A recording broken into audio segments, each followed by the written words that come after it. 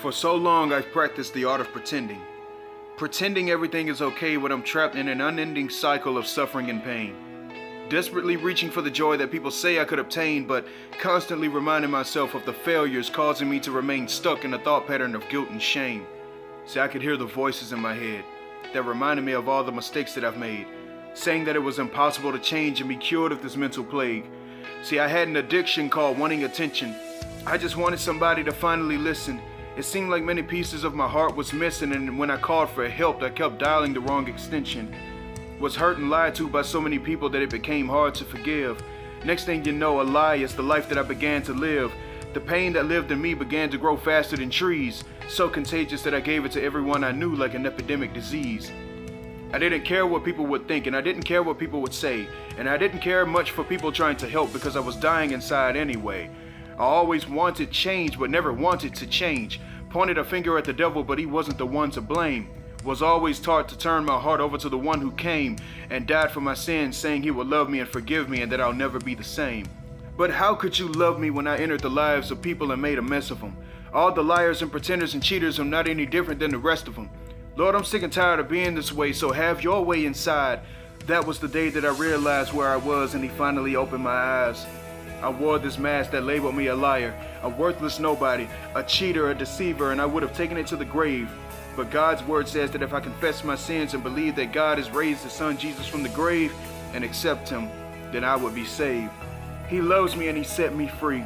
Now this life that I live is about loving people the way that he loves me. By unmasking myself, I've unmasked the enemy.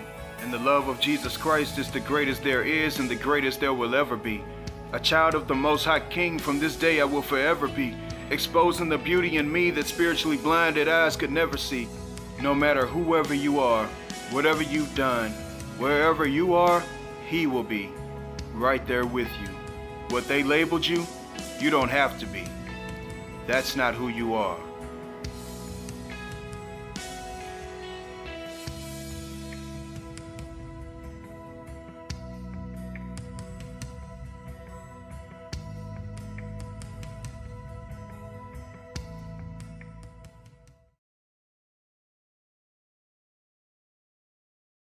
Only 2 cells are needed to create a baby.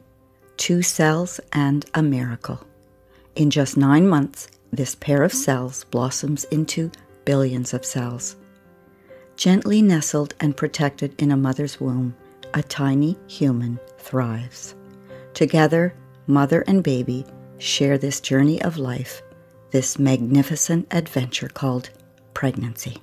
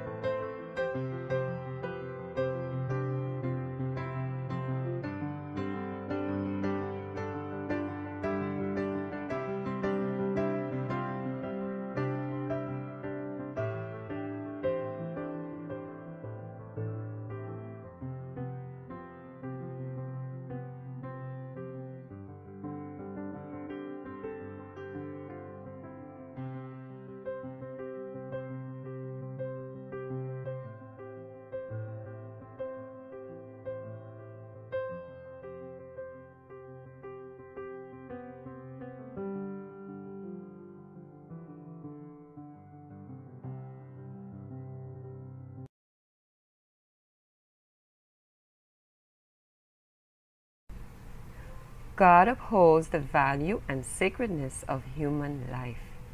Human life is of the greatest value to God.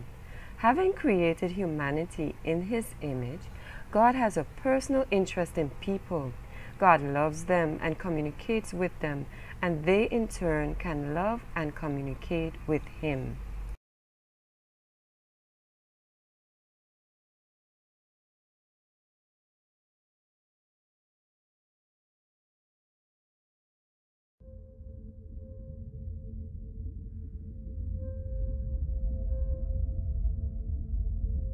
Do you see it?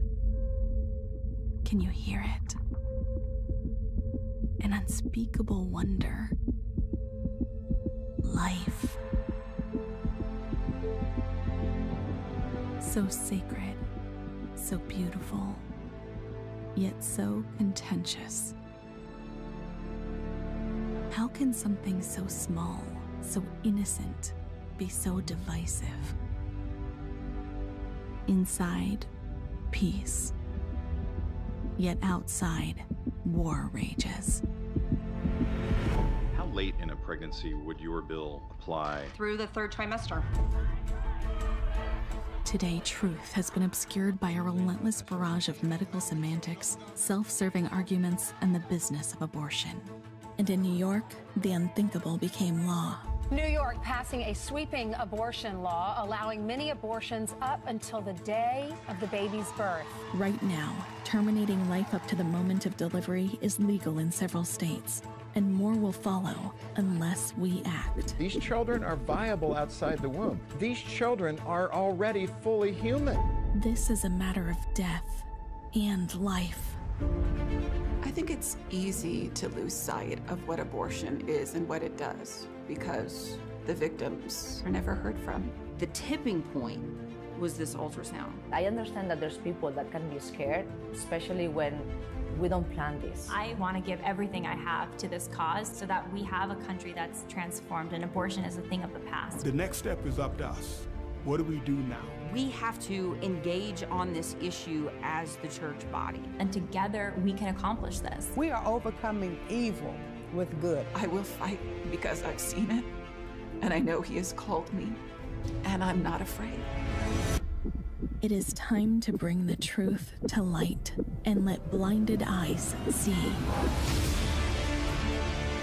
It's time for the church to come together, to serve mothers and their babies with love, grace, and compassion. To be a voice for those who can't speak for themselves. To stand and be counted. So join us as we see life. In the Bible, Genesis 1:27 says, "So God created man in His own image. In the image of God He created him, male and female. He created them." In Genesis 2:7 says, "And the Lord God formed man of the dust of the ground and breathed into his nostrils the breath of life, and man became a living soul." Since I remember, I always thought that I would never have an abortion. I thought I would never consider abortion, but there was a tiny moment I had to consider that just because I was so scared. What if I can? What if I have to take this? Sorry.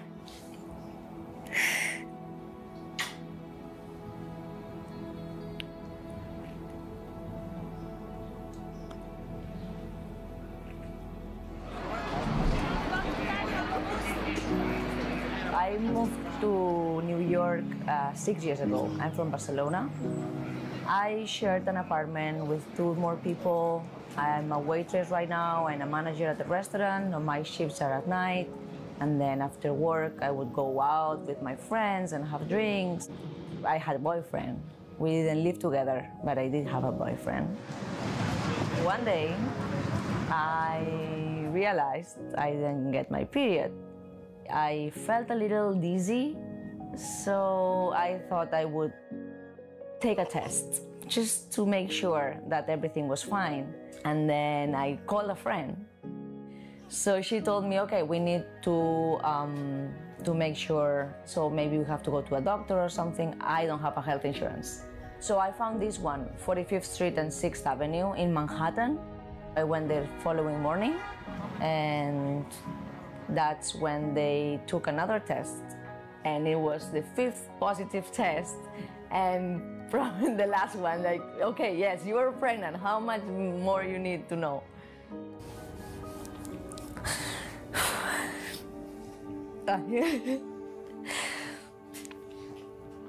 So, but I really want this baby. But I don't know if I can have this baby. I understand that there's people that can be scared, especially when we don't plan this. It happens. So you don't plan this and you get super scared and maybe you don't have the support. And I understand that people can think about finishing that problem at some point. My life would be 100% different, and in a bad way. I think the greatest sin in the world is bringing children into the world that have disease from their parents, that have no chance in the world to be a human being, practically. Delinquents, prisoners, all sorts of things just marked when they're born. That, to me, is the greatest sin. Abortion became legal in 1973. I said to my granddaddy, "Granddaddy, I'm going down to Planned Parenthood. I'm going to get an abortion. It doesn't even hurt as bad as pulling a tooth." He says, "Girl, they're lying to you." I said, "Well, they told me it was a blob of tissue." "No, that's my great-grandchild." One of the greatest lies, I mean, there's so many lies, it's a web of lies that the entire abortion industry is built on. But one of the greatest lies is this idea of choice, that Planned Parenthood is offering choice. They don't offer choice, they offer abortion. There's one choice in their facilities. And they don't provide prenatal care, they don't provide adoption, they don't provide parenting classes. You would think from their name, Planned Parenthood, they're like preparing parents for parenthood. They're not. I want to talk specifically about what a first trimester abortion is and what it looks like from a person who ran a Planned Parenthood abortion facility and was there for 8 years. The doctor starts performing the abortion. He's going to insert into the woman's uterus, into the cervix, metal dilation rods, graduated metal dilation rods. Would I note, do you rip it apart? No, so Okay. that is a misconception. He's going to dilate the cervix enough so that he can insert something called a suction cannula. But there is no ripping of anything that's happening. What we do is we gently dilate the cervix and remove the contents through what is like a straw. That cannula looks like a straw. It is graduated. It gets bigger depending on how big the baby is in the womb so that the head will be able to fit through that suction cannula. That's the pregnancy right there. It's pretty small. It doesn't really look like much. He's going to take that probe and he's going to blindly poke around inside the woman's uterus until he thinks he has enough blood and tissue in a glass jar. That glass jar is going to go into a lab called the POC lab. POC in the medical community stands for products of conception. The products of conception is, of course, the baby. But you can't say baby inside of the abortion clinic. So we said POC or POC, or if the staff was feeling funny, they would say that it stood for parts of children. But there is no ripping of anything that's happening. What we do is we gently dilate the cervix and remove the contents through what is like a straw. After all the parts were accounted for, the POC lab technician would dump everything out into a glass baking dish and she would reassemble the parts of the baby. Please understand me, I'm talking about first trimester abortion. Yes, there are parts. Yes, they must be reassembled. I'm Melissa Oden, and I'm the survivor of a failed saline infusion abortion. In April of 1978, I survived a vacuum aspiration abortion. In December 1987, I survived a D&E abortion, but my twin did not. In March of 1995, I survived a curettage abortion, which is likely the cause of my deformed arm today. In August of 1977, my biological mother, as a 19-year-old college student, had this abortion forced upon her against her will by her mother, my maternal grandmother. This type of procedure involved injecting a toxic salt solution into the amniotic fluid surrounding me in the womb. The intent of that toxic salt solution was to poison and scald me to death. We actually know through my own medical records that I didn't soak in that toxic salt solution for just 3 days, but actually 5, while they tried time and time again to induce my birth mother's labor. On that day, I was delivered believing that I would be a successful abortion, otherwise known as a deceased child. But here I was, accidentally born alive. The importance of human life is made clear by the fact that after the fall in Genesis chapter 3, God gave his only begotten Son, that whoever believes in him should not perish but have everlasting life. John 3:16. While God could have abandoned and terminated sinful humanity, he opted for life. Consequently, Christ's followers will be raised from the dead and will live in face-to-face communion with God. When someone cannot continue a pregnancy, the lengths to which they will go to end that pregnancy are pretty profound. Abortion is healthcare. Why is abortion an important issue to you? Because it's healthcare. It's basic women healthcare. And it's our body, our choice. The next time you hear someone say that abortion is healthcare, remember these 3 things. First, the purpose of healthcare is to heal or preserve life. Abortion fails this test. It's true that in rare and tragic cases like tubal pregnancies or cancer, doctors may not be able to save the preborn child as they seek to help the mother. We know that these tragic and rare situations involving the life of the mother are not the focus of the abortion debate. Abortion is debated because almost all abortions are done simply because the mother no longer wants to be pregnant. When I was a third-year medical student, I was on birth control pills, and I missed a pill, as so many women do, and I had an unplanned pregnancy. I remember feeling like a ton of bricks had been dropped on my shoulders and wondering, like, how am I going to get through this last year of medical school? It's like one of the most challenging years, and then go on to be a mother. It just doesn't, like, how am I going to achieve my career goals? And I went to Planned Parenthood to have my abortion. The last thing you're going to get in an abortion clinic is facts about your baby growing in your womb. I mean, they're going to do everything they can to dehumanize that baby and to tell you that abortion is the best option for you because they're trying to make a sale. They're trying to push their agenda. It is in that context that we rightly question whether abortion is healthcare, which leads to the second point. Abortion is not healthcare because pregnancy is not a disease. Where healthcare seeks to preserve healthy functioning, abortion interferes with it. Not only is abortion the intentional killing of a human life, a pregnancy is evidence that the reproductive system is functioning as intended. Abortion is more accurately described as anti-healthcare, which leads to the third point. Abortion is not healthcare because it doesn't preserve life, it ends. Her baby is the length of your hand plus a couple of inches. And she's been feeling her baby kick for the last several weeks, but she's asleep on an operating room table. You walk into that operating room scrubbed and gowned, and after removing laminaria, you introduce a suction catheter into the uterus. This is a 14 French suction catheter. If she were 12 weeks pregnant or less, basically the width of your hand or smaller, you could basically do the entire procedure with this. But babies this big don't fit through catheters this size. After suctioning the amniotic fluid out from around the baby, you introduce an instrument called the Sofer clamp. It's about 13 inches long. It's made of stainless steel. The business end of this clamp is about 2.5 inches long and 1/2 inch wide. There are rows of sharp teeth. This is a grasping instrument. When it gets a hold of something, it does not let go.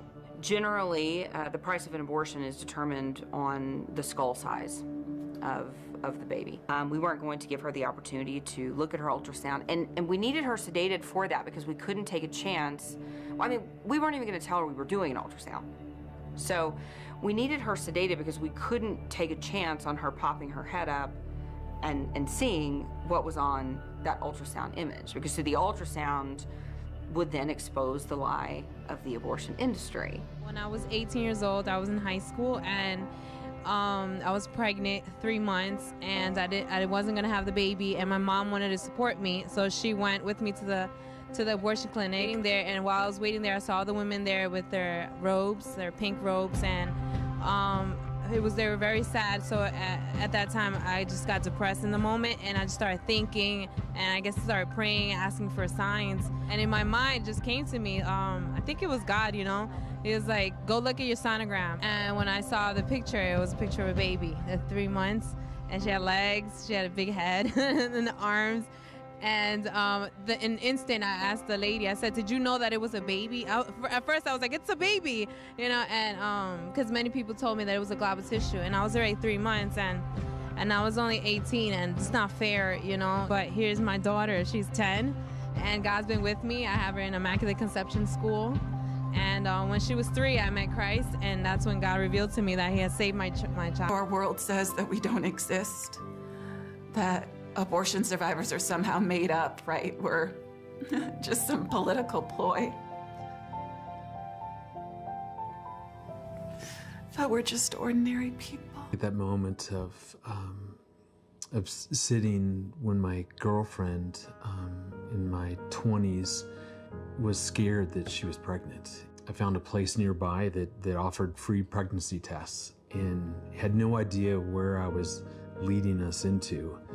And as we got the word that in fact she was pregnant, the next statement from whoever this person was talking to us said, "And by the way, we can take care of that right now."